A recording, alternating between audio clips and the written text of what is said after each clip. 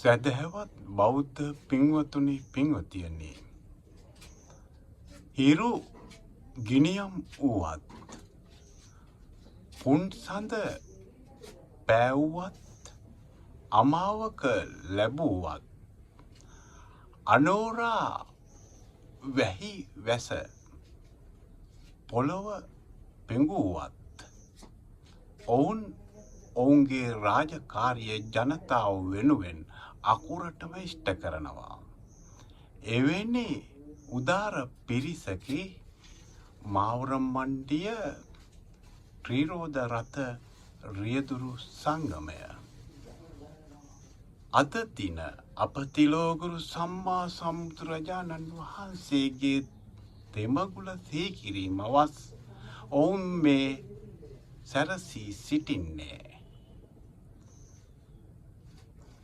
ඒ වෙනුවෙන් දානයම පින්කමකටයි.